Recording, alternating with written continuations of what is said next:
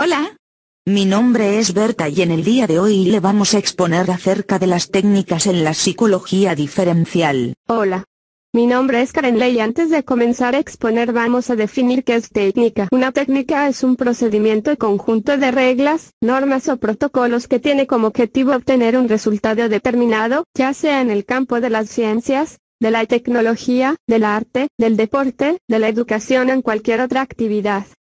De acuerdo, ahora que sabemos qué es técnica, entremos en tema experimental. Las circunstancias donde se sitúan los individuos para emitir sus respuestas se organizan de tal modo que el experimentador pueda ordenar los acontecimientos, para que actúen de un modo determinado sobre el sujeto y evoque en él los comportamientos observables, que serán la base de los datos a analizar. La finalidad de este análisis es saber si el tratamiento suministrado tiene efectos significativos sobre la conducta registrada. Natural. Se estudian las relaciones entre las variables sin manipulación directa.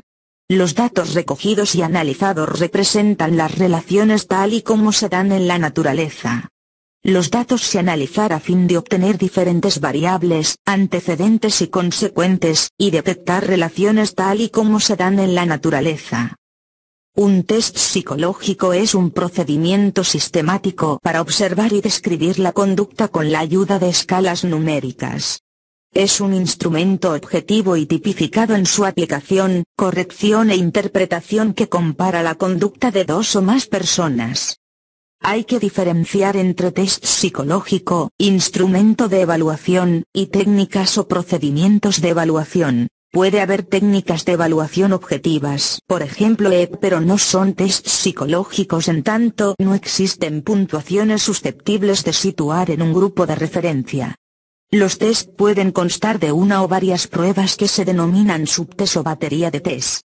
Por otro lado, depende del procedimiento que se requiera y de la naturaleza del material utilizado hace que tomen distintas denominaciones. Test de lápiz y papel, test oral. Casi todos los test reflejan medidas de rendimiento, ejecución, de una o varias conductas, aunque suele atribuirse el término test de rendimiento a pruebas que evalúan o miden respuestas de tipo físico, fuerza manual, etc.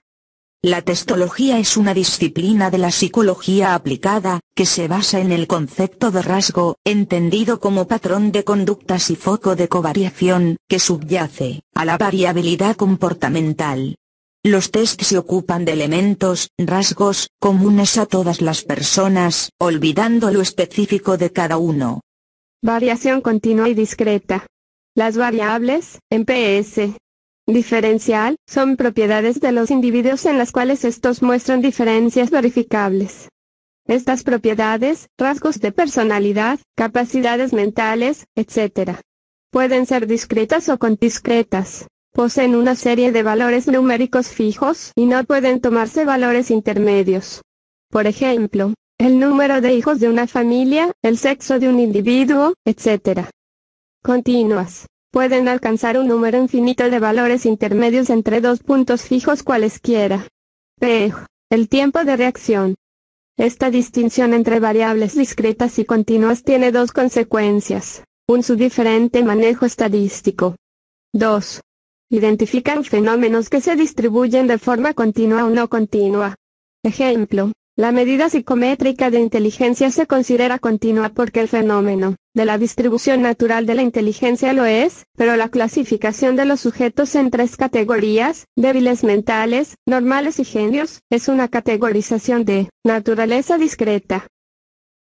El estudio de la variabilidad en estadística se basa en el conocimiento de las distribuciones de frecuencias. Si tenemos la medida de un rasgo de personalidad de un individuo, y tenemos un baremo de distribución de este rasgo en un grupo extenso de sujetos, entonces, podremos comparar la medida del individuo con los resultados generales baremados. Si tenemos un gran número de datos, 1. Contaremos las frecuencias de ocurrencia de cada medida. 2. Ordenaremos dicho conteo de forma gráfica, por ejemplo, mediante un histograma o por medio de estadísticos, parámetros, que facilitan la labor.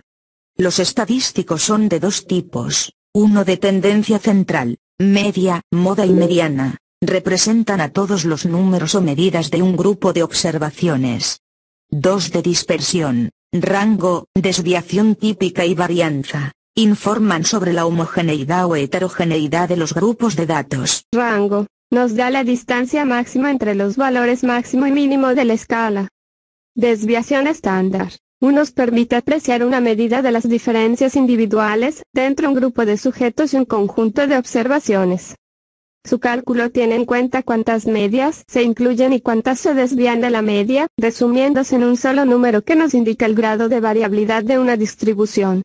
Para contar las frecuencias y tabular los resultados, debemos asignar las medidas reales obtenidas a los intervalos en función de su magnitud. El resultado es una distribución de frecuencias. La mayoría de los rasgos psicológicos se distribuyen de forma que se ajustan a la distribución normal, cuando son evaluados en un gran número de sujetos. Se considera que la distribución de frecuencias que sigue la ley de normalidad estadística es el resultado de la acción del azar y por ello, el resultado está determinado por un gran número de factores independientes, cuya influencia no ha sido analizada o es imposible de resolver. La distribución normal representa un modelo matemático para la verificación de las variables continuas y de sus distribuciones de frecuencias, y es un modelo adecuado para la mayoría de las características de la psicología diferencial. La variación de una curva respecto de la normalidad matemática puede observarse de acuerdo a 2 índices estadísticos. Sesgo, desviación de la normalidad. La cúspide, moda, está desplazada hacia la derecha, sesgo positivo, o hacia la izquierda, sesgo negativo, desde el centro, media. Así que los valores más frecuentes no son los valores promedios de la población. Tiene valor 0 en la distribución normal. Las curvas, según este índice, pueden ser platocúrticas, aplanadas mesocúrticas, normales leptocúrticas, apuntadas, distribuciones bimodales o multimodales. Cuando las curvas poseen más de un apuntamiento, porque los datos se concentran en torno a más de un valor central. Varianza, covarianza y correlación. Varianza, índice de dispersión que refleja la magnitud de la variabilidad de una variable. Representa la dispersión de las medidas registradas en una muestra de datos de una variable determinada. Es un índice esencial para el estudio de las diferencias individuales. Cuando queremos usarla como estadístico descriptivo y comparativo, se utiliza la desviación típica o estándar ya que el valor de la varianza depende de las magnitudes de las escalas de medida. La varianza de una variable está explicada por otra en la medida en que estas variables covarían no están correlacionadas. Tiene la propiedad de la aditividad. Si una distribución depende del efecto combinado de 2 o más variables, la varianza total de la distribución es la suma de la varianza aportada por todas las variables implicadas. Covarianza, varianza compartida entre 2 variables. Es el promedio del producto cruzado de 2 conjuntos de desviaciones. La medida de la covarianza depende de la magnitud de la escala de medidas de las variables, y cuando esté estandarizada su valor corresponde a la de la correlación, oscilando entre -1 y +1. Correlación es la covarianza estandarizada y dividida por las respectivas desviaciones estándar de ambas variables, coeficiente de correlación de Pearson. Indica el grado de asociación entre 2 variables. Ideado por Galton y desarrollado por Pearson, padre de la estadística. Se representa por un R. Oscila entre -1 y +1. Su representación gráfica, que tiene forma de nube de puntos, nos refleja ya el tipo de asociación entre variables. Nube de puntos circular. No hay correlación, valor 0. Nube de puntos elíptica. Valores cercanos a 1, luego las variables están asociadas. Si la elipse se dirige a la derecha, la correlación es positiva, si a la izquierda, negativa.